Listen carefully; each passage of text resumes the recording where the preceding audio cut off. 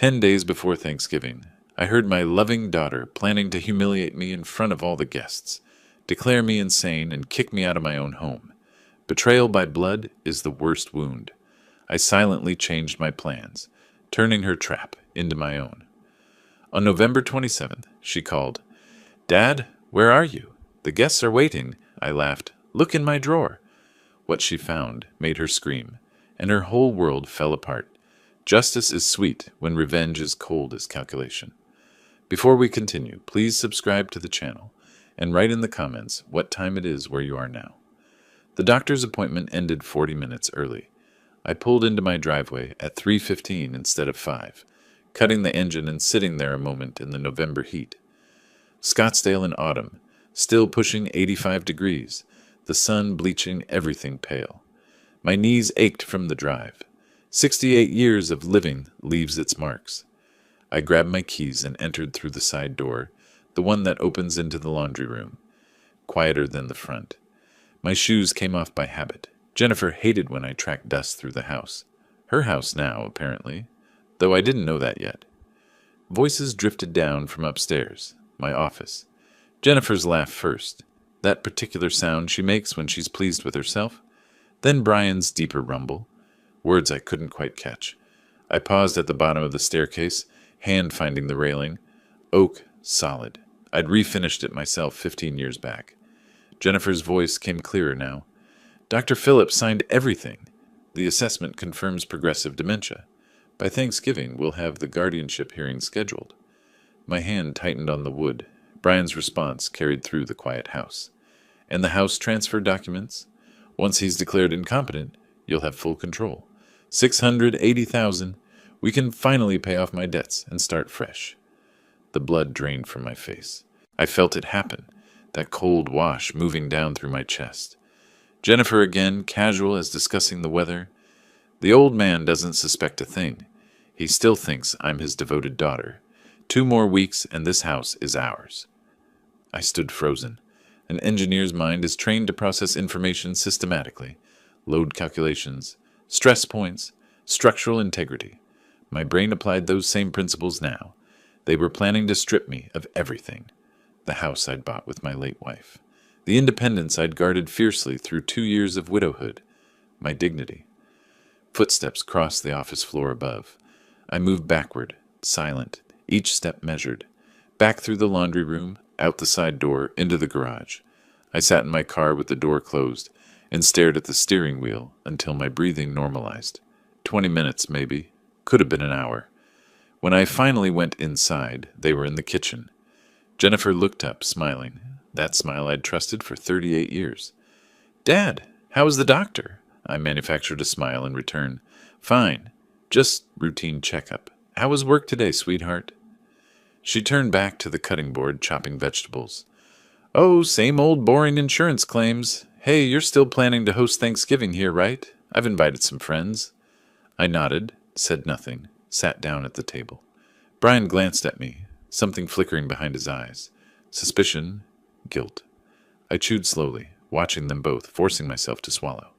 That night, I waited. Their bedroom door closed at 10:30. I listened to the house settle, the familiar creaks and whispers of a structure I knew intimately.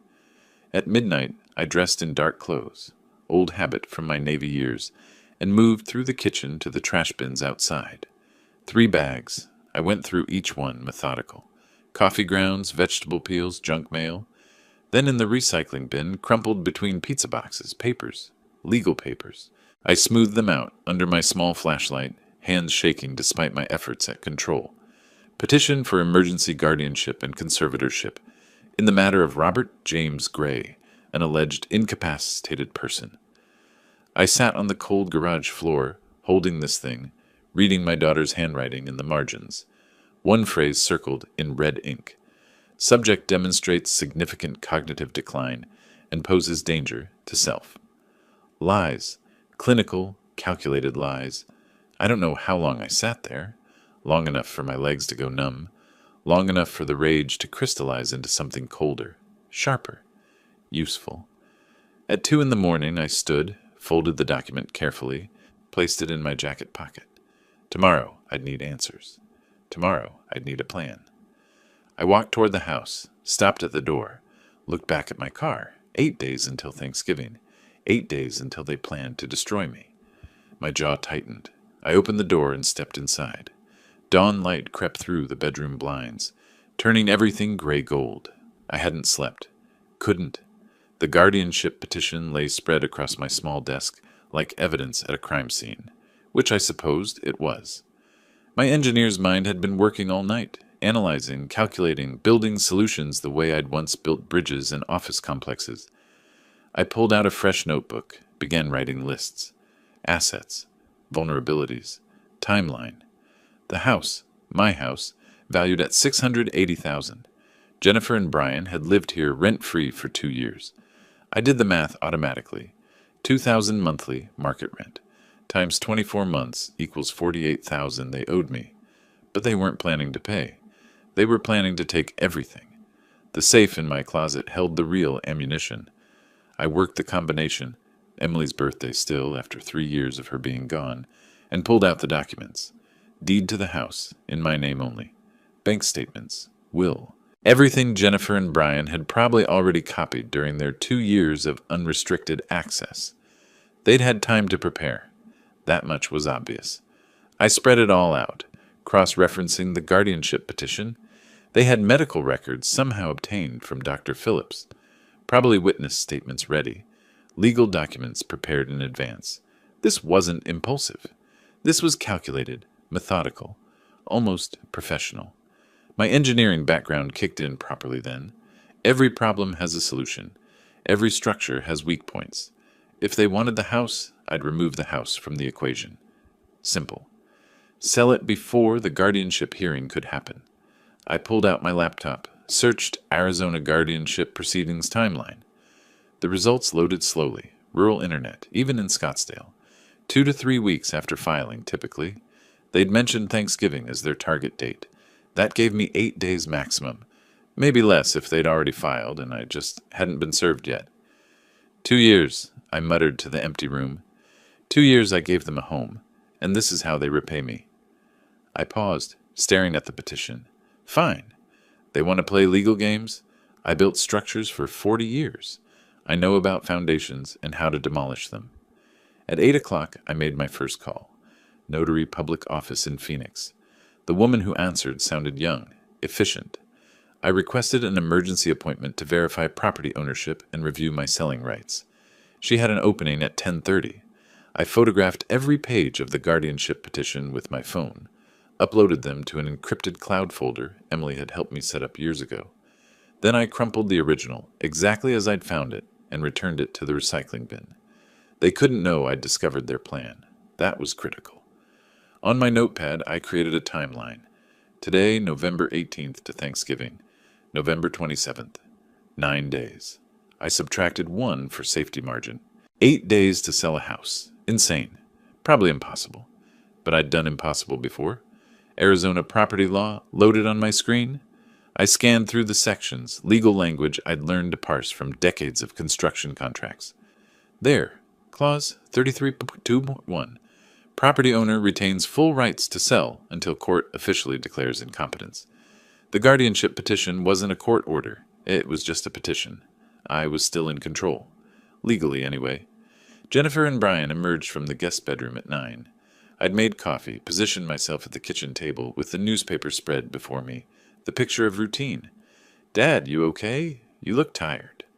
I glanced up at Jennifer, let my face show appropriate fatigue. Doctor appointment yesterday tired me out. Nothing serious. You two have plans today? Brian watched me with narrowed eyes. You sure you're all right? You seem different. I manufactured a flat smile. Just thinking about Thanksgiving. Big family dinner. Should be memorable. They left for work at 9:30. Brian's truck rumbling down the driveway. I watched through the window until they turned the corner. Then I grabbed my documents and headed for Phoenix. The notary office occupied a strip mall between a nail salon and a tax preparation service. Rebecca Pierce met me in a small conference room, professional in a gray suit, maybe 50. She reviewed my deed with careful attention. Mr. Gray, this deed shows you as sole owner. You have complete right to sell. But such a quick timeline, She looked up at me. May I ask why the urgency? I chose my words carefully. Let's say I've learned my living situation is about to change.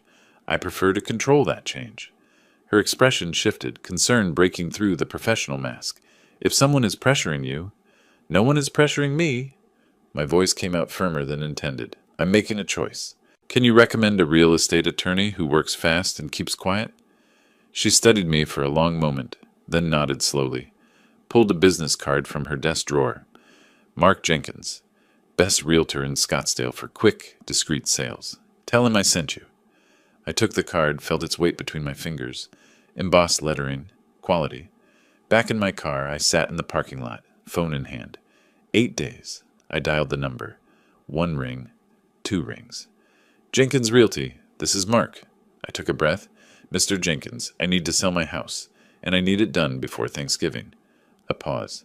That's 9 days away. My voice was steel. I'm aware. Can you do it or not? Mark's voice still echoed in my head. I can have 3 serious buyers by tomorrow if the price is right. Tomorrow. The word tasted like possibility. I sat in the parking lot outside Rebecca Pierce's office building, staring at the business card she'd given me. Estate attorney, her note had said. Someone who understands urgency. The dashboard clock showed 3:40. Jennifer and Brian would not be home for 2 hours. Time enough. The office was small, 2nd floor of a converted brownstone. Rebecca met me in the conference room, younger than I'd expected, maybe 40, sharp eyes behind frameless glasses. I spread the photographed guardianship documents across her table. She read in silence, her expression darkening with each page. Finally, she looked up. Mr. Gray, this document claims you have advanced dementia. Wander at night. Forget to eat. It's signed by a Dr. Phillips. Did you ever see this doctor? Never met him. The words came out harder than intended. But he signed papers saying I'm incompetent. How is that legal? It's not. It's fraud. She tapped the petition. But proving that takes time they're not giving you. I leaned forward. What's my move? Legal move? Rebecca didn't hesitate. Sell everything, today, tomorrow at latest, convert to liquid assets, disappear the house from under them. It's yours. You have every right. She photographed each page, building her own file, promised absolute confidentiality. Then she had me sign something. Limited power of attorney, she called it. Insurance policy if Jennifer moved faster than expected, if I became unavailable. The word hung in the air between us.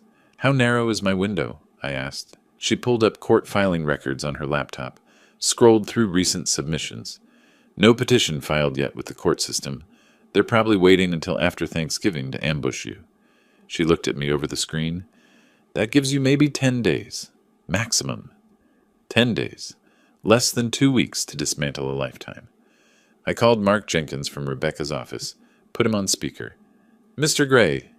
His voice filled the small room. Good timing. I already have an interested investor from California. Cash buyer, wants quick close. He'll pay full price, $680,000 for speed. Can you be ready? Rebecca nodded at me. You have it, I said. Send the papers. I'll sign today. Your daughter lives with you, correct? Does she need to sign? The deed has one name on it. Mine. She signs nothing. After the call, Rebecca handed me a folder. Everything you need. Sale authorization, new account numbers, my direct line. Keep this hidden. I took it, felt its weight.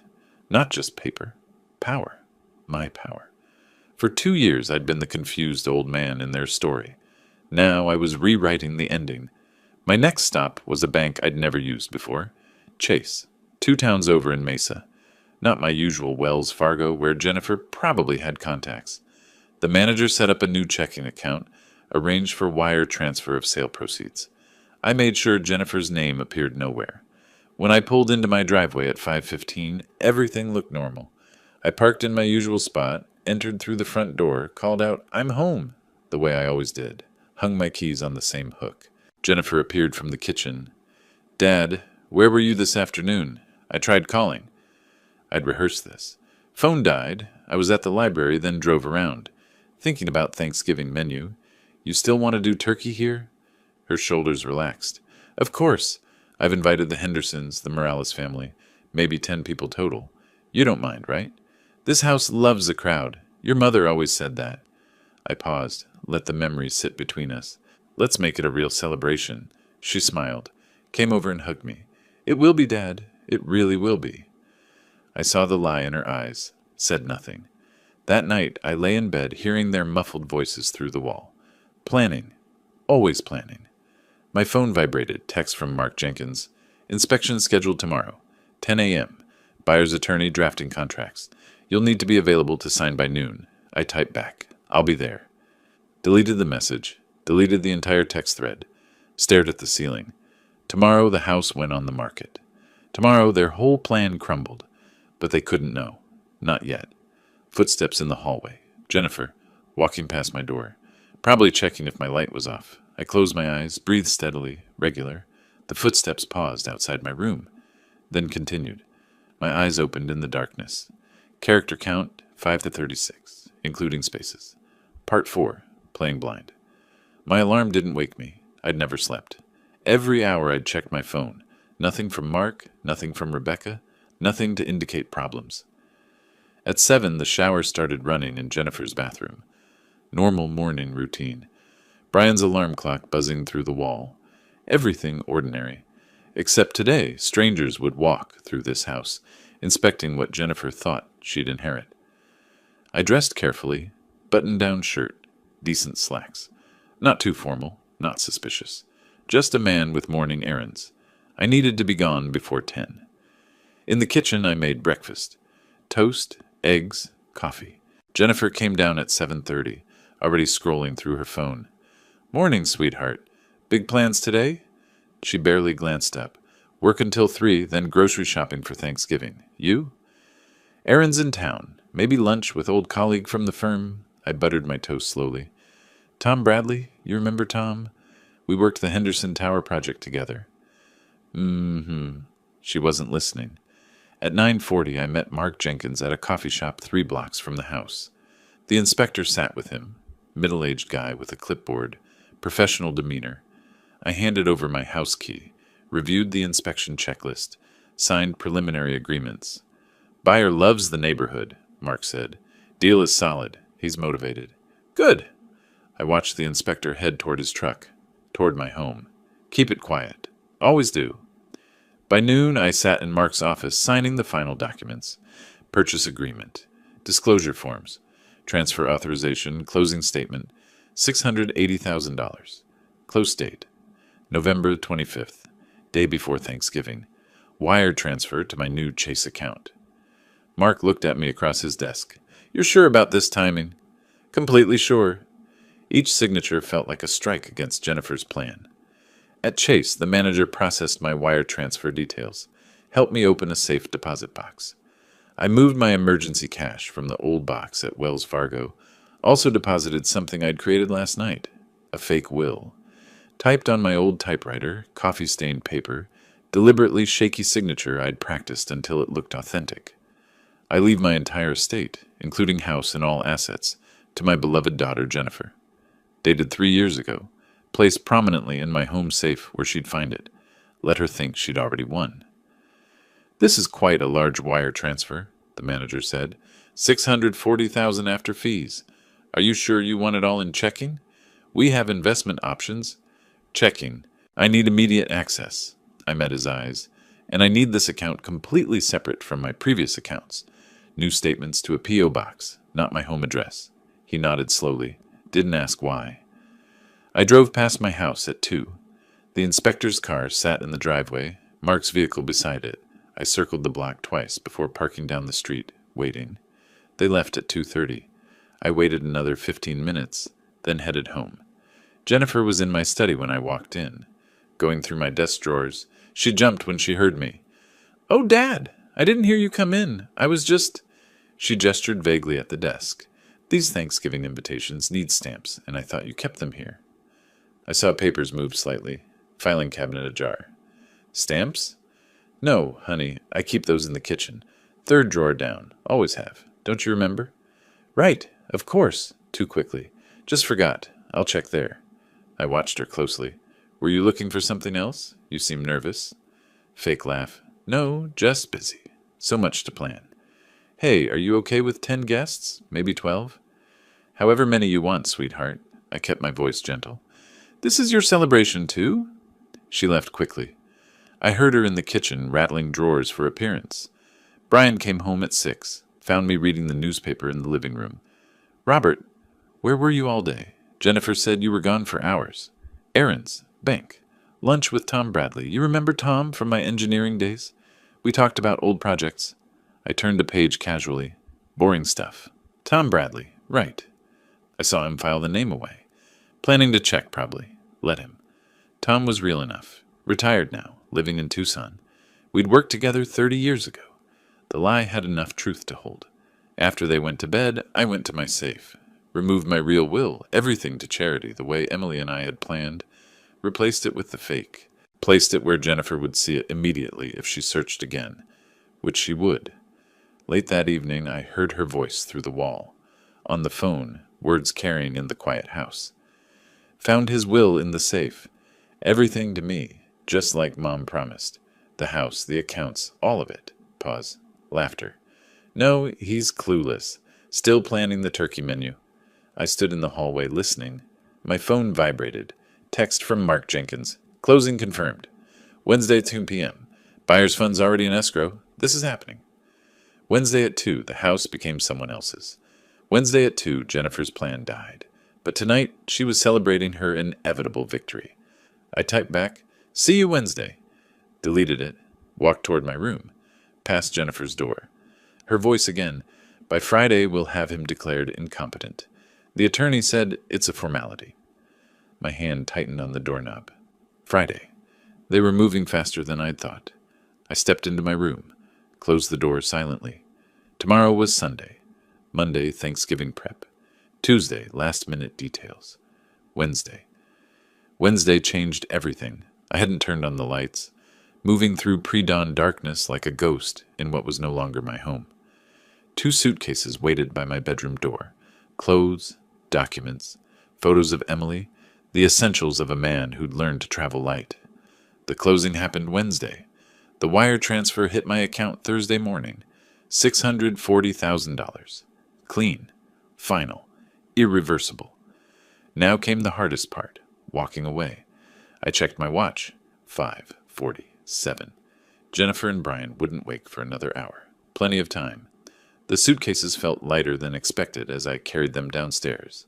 I paused at the bottom, listening to the house settle around me. Every creak familiar. 40 years of memories in these walls. The banister Emily had wanted replaced. The hardwood floors we'd refinished together. The kitchen where Jennifer took her first steps. I filed the memories away. Kept moving. My study waited in darkness. I opened the desk drawer, the one Jennifer had searched twice this week, and placed an envelope inside. On it, written in clear block letters, Jennifer, read this. Inside, the note I'd written by lamplight an hour earlier. You wanted documents? Here's the only one that matters. Purchase agreement, November 24th, 2024. The house is no longer mine, which means it's not yours either. I hope your Thanksgiving plans work out exactly as you designed them. The father you wanted to declare insane. I'd attached a copy of the sale contract. Dated, signed, notarized. Before sealing the envelope, I photographed everything with my phone. Insurance, evidence, proof of my state of mind at this moment. Calm, rational, deliberate. At 6:15, I loaded the suitcases into my trunk, started the engine, let it warm. Looked back at the house one final time. Dark windows, silent walls, the porch light Jennifer had forgotten to turn off last night. I backed out of the driveway, didn't look in the rearview mirror. Phoenix was still sleeping when I reached downtown. The Hilton Garden Inn desk clerk looked surprised to see anyone checking in at 7:30 on Thanksgiving morning. That's unusual, she said, cheerful despite the early hour. Family gathering later? I managed a slight smile. Something like that. Though I won't be attending, which is exactly the point. She looked confused, but maintained her professionalism. Well, enjoy your stay, Mr. Gray. How long will you be staying, sir? As long as it takes. I paid cash for 3 nights up front. The room was standard. Desk, chair, bed, window overlooking the city. I unpacked methodically. Hung clothes in the closet. Arranged medications on the bathroom counter. Plugged in phone charger. Set up a temporary command center on the desk. Rebecca's number on speed dial. Bank statements in folder. List of next steps. At 9, I called Rebecca Pierce. It's done. I'm out. The note's in the desk. She'll find it when guests start arriving, and she wonders where I am. Robert, are you safe? Her voice carried concern. Do you need anything? I'm fine. Better than fine. I looked out at the Phoenix skyline. For the first time in 2 years, I'm in control of my own life. The morning crawled by. I sat by the window, watching Thanksgiving traffic build. Families heading to dinners. People carrying pies and casserole dishes. Normal holiday rhythms. At noon, I stared at my phone. Knowing what was coming, the call, the discovery, the explosion. Part of me wanted to turn it off, disappear completely. But no, I needed to hear it.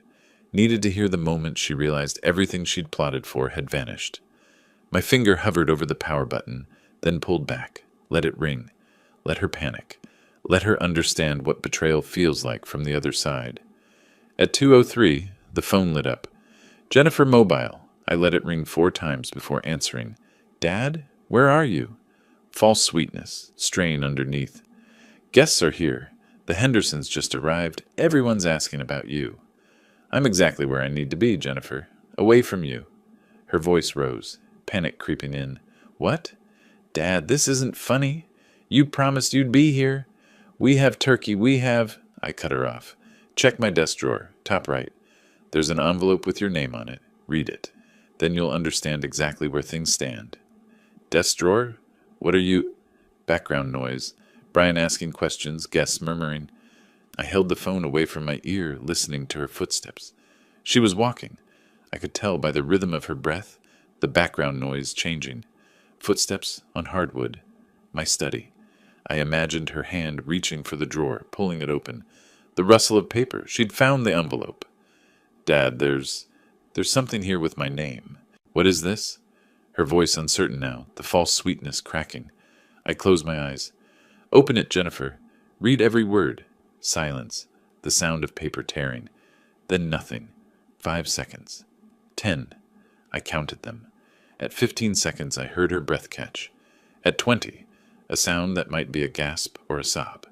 At 25, her voice came back, barely a whisper. No, this can't. Then louder, sharper. Brian, get in here now. I pulled the phone from my ear. Even at distance, I heard her screaming. I held the phone away from my ear. Even at distance, Jennifer's voice shredded through the speaker. November 24th. He sold it, November 24th. While we were... Her words dissolved into incoherent sounds. I brought the phone back, spoke calmly into the chaos. Jennifer, I can hear guests in the background. You might want to have this conversation privately. Her breathing ragged, desperate. You can't do this. You can't just... Then Brian's voice, sharp. Give me the phone. Jennifer, give me... Fumbling sounds. Brian came on the line. Robert! Aggressive, almost a shout. What the hell did you do? Jennifer's talking about some sale. This is insane. I set the phone on speaker, positioned my iPad nearby, started voice memo recording, capturing everything. What I did was protect my assets from thieves. The house sold Wednesday. Closed escrow. Money's in my account. It's over. Over? You think you can't just... I can. I did. And Brian, I'm recording this conversation, so choose your next words carefully. A pause. Then barely controlled rage. You were manipulated. Someone took advantage of you. We can prove you weren't in your right mind. I almost laughed. Bitter sound. Really? Because I have psychiatric evaluations from 3 separate doctors confirming perfect cognitive function. Dated last week. How many doctors do you have saying otherwise? Oh, right. 1. Who never actually examined me. Dr. Phillips, wasn't it? Where are you right now? We need to handle this face-to-face. Like men. Like men? You mean like the man who planned to have me declared insane? Or like the man who forged medical documents? I'll pass on that conversation. His voice dropped, threatening. You're making enemies, old man. Dangerous enemies. I already had enemies. I just didn't know they lived in my house. I ended the call, stopped the recording, saved it to cloud storage, encrypted folder, then blocked both their numbers, but not before screenshotting contact info, call logs, previous texts, Evidence trail for Rebecca. I poured water from the minibar, hands steady, sat by the window overlooking Phoenix, watched Thanksgiving afternoon traffic, processed what had just happened. No regret, only grim satisfaction. I texted Rebecca. They know, reaction as predicted. Jennifer hysterical, Brian threatening, recorded everything. What's next? Her response came fast. Stay where you are, don't engage further. I'll handle any legal moves they make. 2 hours passed. I organized files on my laptop, began documenting the timeline. Every conversation, every meeting, every piece of evidence showing my competency, building the counter-narrative to whatever Jennifer would claim. At 4 p.m., Rebecca called. Robert, Jennifer just filed emergency petition. Claims you're mentally incompetent. Sale was fraudulent. She wants immediate injunction to reverse the transaction. I expected this. We're prepared. I opened my laptop, fingers moving across keys. What do we have? The psychiatric evals, the recordings, proof of her guardianship plot. Her voice was grim but confident. We have everything we need. But she's playing victim. Dutiful daughter trying to protect confused father. Some judges respond to that narrative. Then we show them the truth. The guardianship petition she was planning to file. The fake medical records. The 2 years of free housing while plotting to steal everything. That's not a dutiful daughter. That's a con artist. Exactly what I planned to argue. But Robert? This gets uglier before it gets better. She's fighting for her survival now. People do desperate things when cornered. Let her try. I'm done being anyone's victim. The sun was setting when my phone buzzed. Unknown number. I hesitated, then answered. Jennifer's voice. Completely different now. No tears, no hysteria. Pure venom. You think you're clever? You think this is over? I'll prove you're incompetent. I'll prove you were manipulated. And when I do, everything reverts to your estate, which I control as your guardian. You just delayed the inevitable, old man, and made it so much worse for yourself. See you in court, Jennifer. You'll regret this, I promise you. I hung up, blocked the unknown number, but her words echoed in the quiet hotel room. Evening settled over Phoenix. I stood at the window, watching city lights blink on. My phone lay silent on the desk, all hostile numbers blocked. But I knew they were out there, planning. Jennifer with her emergency petition, Brian with his threats. I opened my laptop, began writing a detailed account of the last 10 days. Every conversation, every document, every move they made, everything I countered. Rebecca needed ammunition for Monday. I typed steadily, methodically. 2 hours passed. 3. At 9 p.m., email arrived from Rebecca. Discovery documents attached. Jennifer's petition claims you showed confusion, memory loss, inability to handle finances for 6 months. She has witness statements. Brian, naturally, and someone named Dr. Phillips. I read the lies, each one more brazen than the last. I replied, I have recordings proving the opposite, and evidence Dr. Phillips never examined me. Send me your strategy for Monday. Hit send. Kept typing. Outside, Thanksgiving night wrapped around the city, families finishing dinners, watching football, sharing gratitude. I typed my truth into the darkness. The real battle started Monday. But tonight, I built my arsenal. December brought gray skies and colder truths. I sat in my hotel room, now extended to monthly rate, reviewing Rebecca's latest email. The Monday hearing had gone well. Judge Hayes denied Jennifer's emergency petition, found no immediate evidence of incompetency.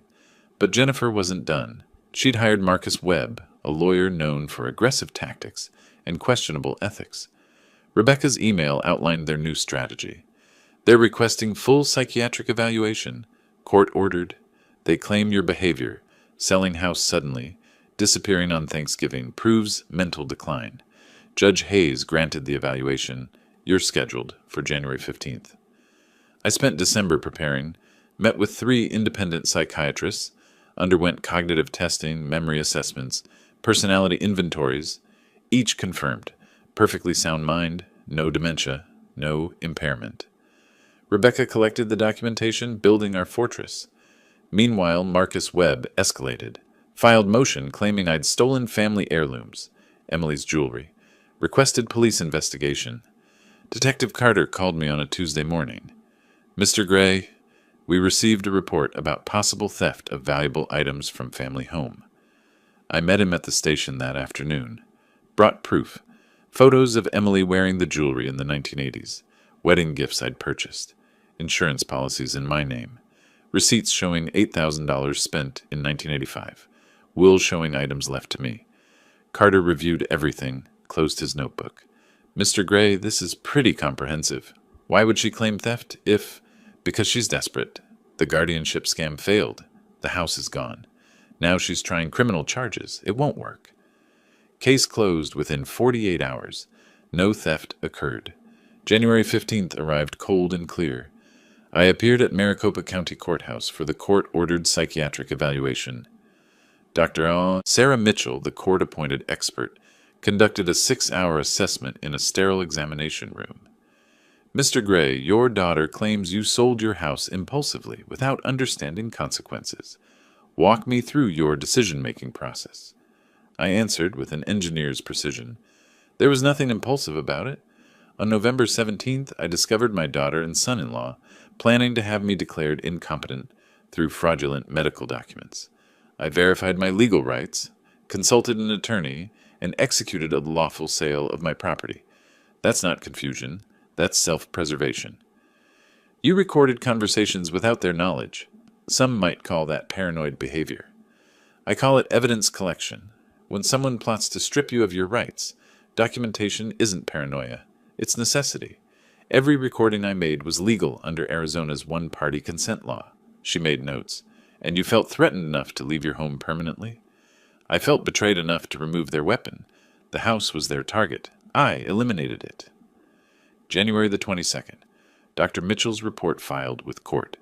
I sat with Rebecca in her office as she read aloud. Subject demonstrates superior cognitive function for age. Recent actions, selling property, relocating, show clear rational planning. No evidence of dementia, confusion, or impairment. Subject's decision-making capacity fully intact. Rebecca looked up, smiling. Robert, this is complete vindication. Mitchell's report destroys their case.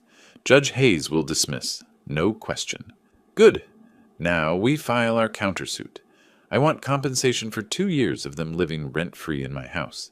I want damages for defamation, false police reports, emotional distress. She hesitated. That's aggressive. Are you sure you want to? I cut her off. They tried to steal my life. Now they pay for it. Literally. The hearing came quickly. Judge Hayes sat behind his bench, reading the verdict with obvious impatience. After reviewing Dr. Mitchell's comprehensive evaluation, this court finds no evidence of mental incompetency. Mr. Gray's actions, while perhaps unusual, were rational responses to perceived threats. Petitioner's motion is denied. Case dismissed. Marcus Webb stood. Your Honor, we request. Judge Hayes raised his hand. Mr. Webb, your client has wasted this court's time with baseless accusations. Be grateful I'm not sanctioning her for frivolous litigation. We're done here. In the hallway afterward, Rebecca opened her briefcase, showed me Jennifer's probable next move, lawsuit, claiming I'd financially exploited myself. Creative legal theory. I laughed. Bitter. Cold. She doesn't know when to stop. People rarely do when they're losing everything. I pulled out my phone, played the recording from November 17th. Jennifer's voice. The old man doesn't suspect a thing. Rebecca listened, her face hardening. That's conspiracy to commit fraud. We can file criminal referral. Do it. No more defense. Only offense now. I walked out of the courthouse into January cold. Judge's dismissal should have felt like victory. Instead, it felt like intermission. My phone buzzed. Unknown number. Mr. Gray? This is Officer Linda Martinez, Phoenix PD. We received a report that you've been making threatening calls to Jennifer Thompson. She's filed for restraining order. We need you to come to the station for questioning. I stopped walking, stood on courthouse steps. Officer, I haven't contacted Jennifer since Thanksgiving. I can prove it. Phone records, witness statements. Still need you to come in, today, if possible. I closed my eyes. Jennifer wasn't just desperate. She was scorching earth. Every legal avenue blocked, so now, false police reports, restraining orders, manufactured evidence. I texted Rebecca. They filed false harassment claim.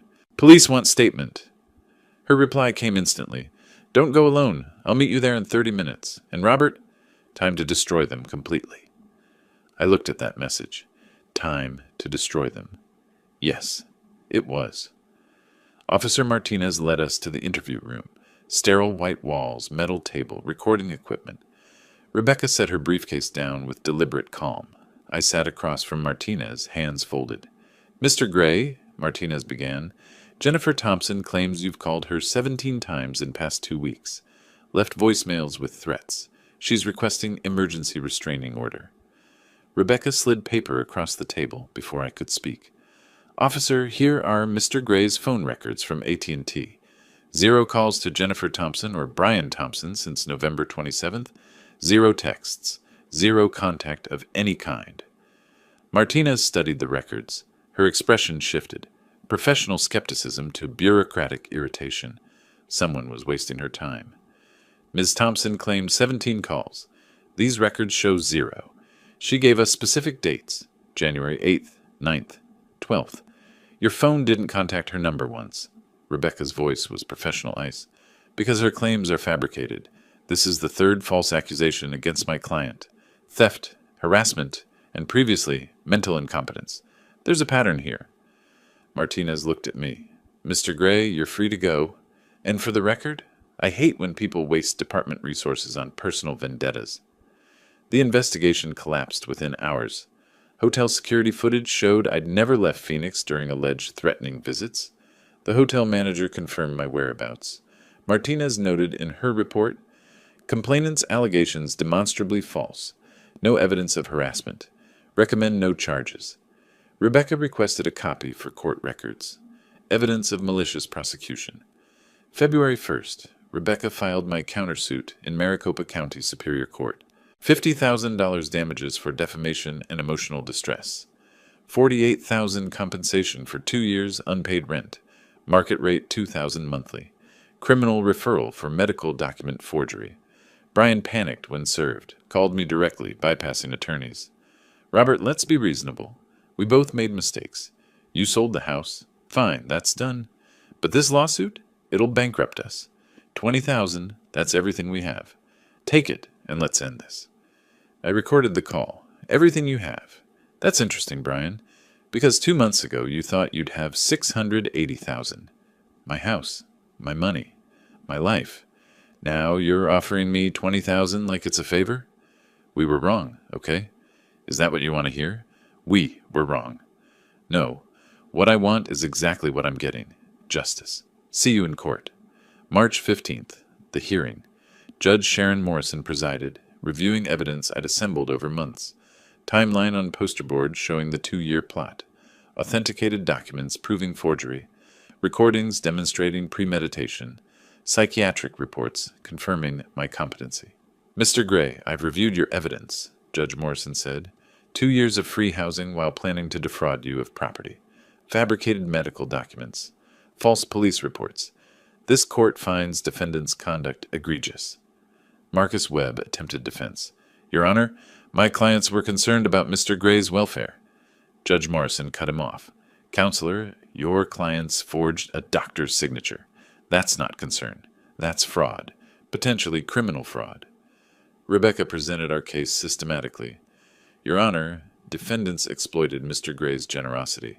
Lived rent-free, market value $2,000 monthly, 24 months, $48,000. Then attempted to steal his primary asset through fraudulent guardianship. We're seeking compensation plus damages. Compensation is clearly warranted. Mr. Gray, you provided housing, utilities, support for 2 years? I stood, clear voice. Yes, Your Honor, because Jennifer is my daughter. I thought I was helping family. I didn't know I was housing thieves. Judge Morrison delivered the verdict. Judgment for plaintiff Robert Gray. Defendants Jennifer Thompson and Brian Thompson jointly and severally liable. $48,000 unpaid rent. $50,000 emotional distress damages. Total, $98,000. Additionally, I'm referring the forged medical documents to the district attorney for criminal investigation. We're adjourned. Jennifer stood, shaking. Your Honor, we don't have. Then you'll arrange payment plan or face collections. Should have considered that before committing fraud. Next case. In the courthouse hallway, Rebecca and I stood by the window. Through the glass, Jennifer and Brian argued, silent behind the barrier, but body language screamed. Brian gesturing wildly, Jennifer crying, Marcus Webb walking away, washing his hands of them. They'll file bankruptcy, Rebecca said. You won't see that 98,000. I don't need the money. I needed them to lose, completely. And they have. She studied my face. You know this destroys them. Their credit, their reputation, their marriage, probably. I watched Jennifer through the glass. They tried to destroy me first. They just did it quietly, with smiles and medical forms. I did it legally, in open court. The difference is, I won. Outside, March wind carried last traces of winter. I stood on steps where, months ago, I'd received that call about false harassment charges. Now, judgment in hand. $98,000 Jennifer and Brian didn't have. Rebecca touched my arm. You won, completely. But Robert, they're not done being your problem. Bankruptcy proceedings, possible criminal charges for the forgery, they'll be in the system for years. You'll be connected to this mess for... My phone buzzed. Text from unknown number. Photo attachment, Jennifer and Brian's house. For sale sign in yard. Message below.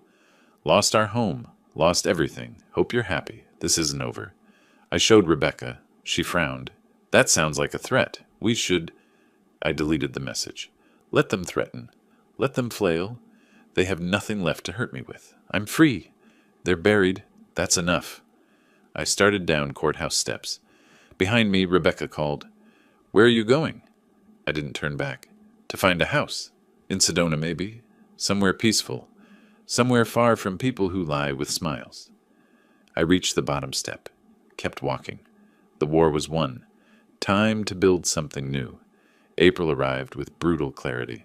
I sat in my Sedona rental, modest one-bedroom, mountain views, temporary shelter, while I searched for permanent home.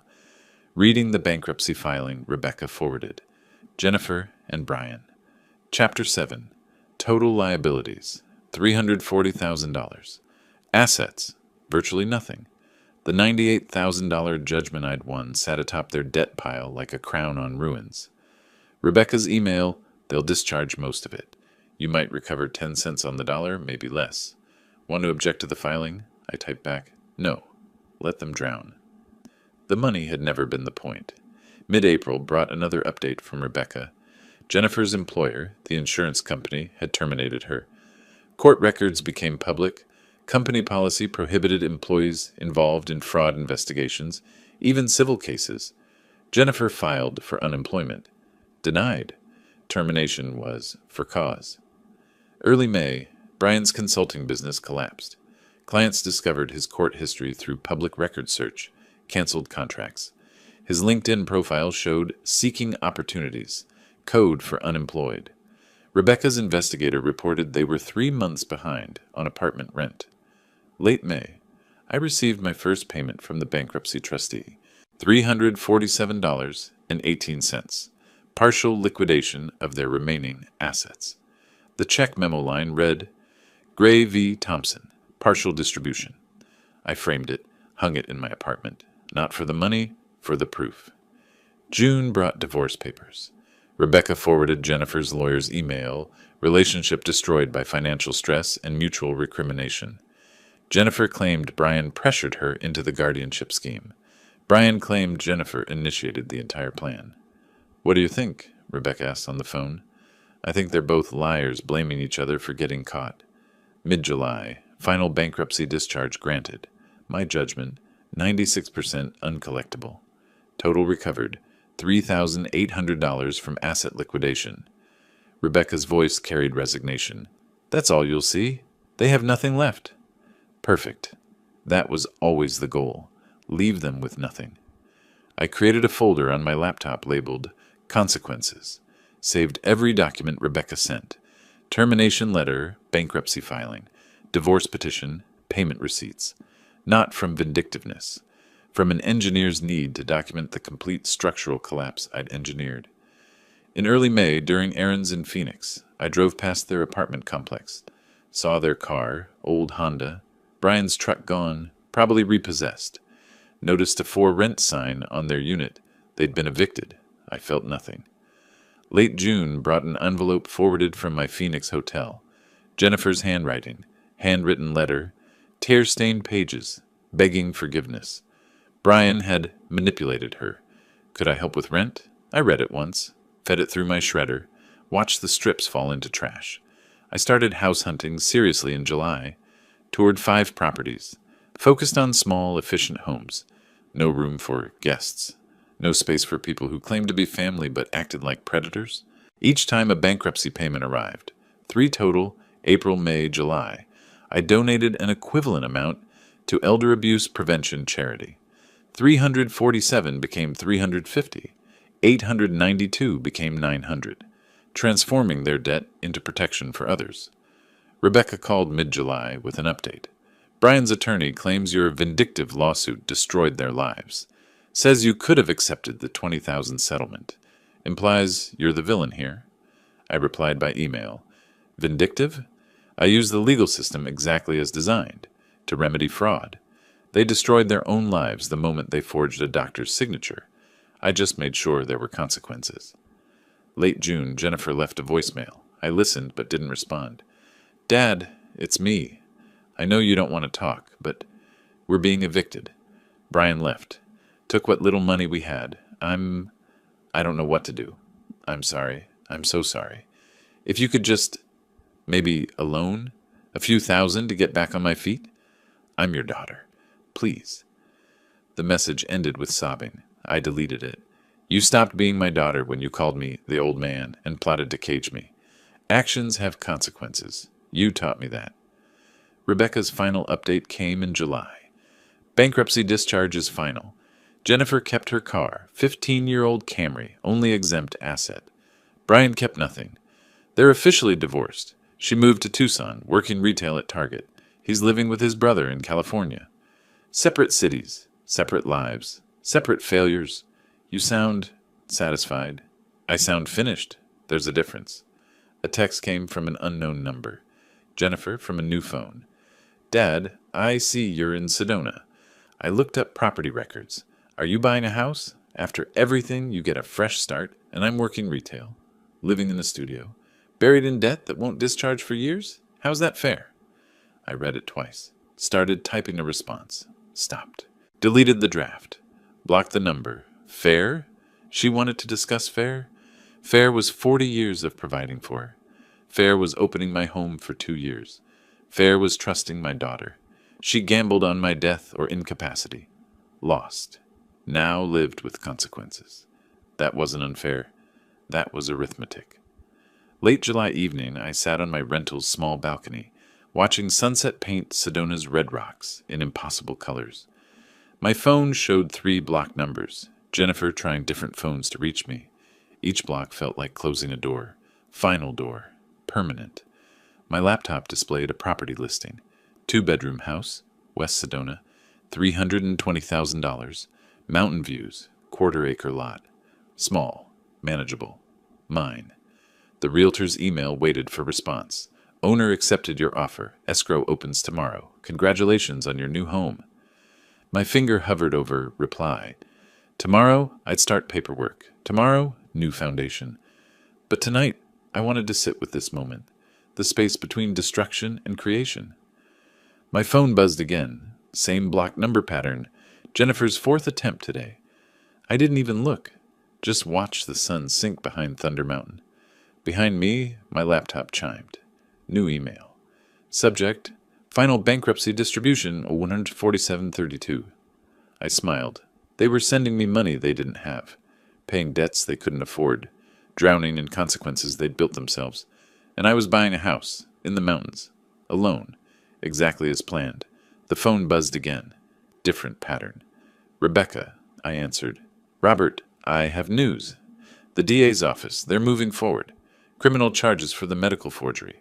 Brian's being indicted. Thought you should know. I looked at the darkening sky. Even now, consequences were still unfolding. August 28th, I stood in my new living room, empty except for boxes and light streaming through windows. painting red rock views across bare walls. 2 days since closing. 2 days of sleeping on an air mattress, eating takeout, unpacking the essentials of a life rebuilt from foundation up. My phone sat on the windowsill, silent for once. No blocked numbers this morning, no Jennifer's desperate attempts. Maybe she'd finally accepted the permanent distance. Then it vibrated. I picked it up, expecting Rebecca with final escrow documents. Instead, notification from Wells Fargo.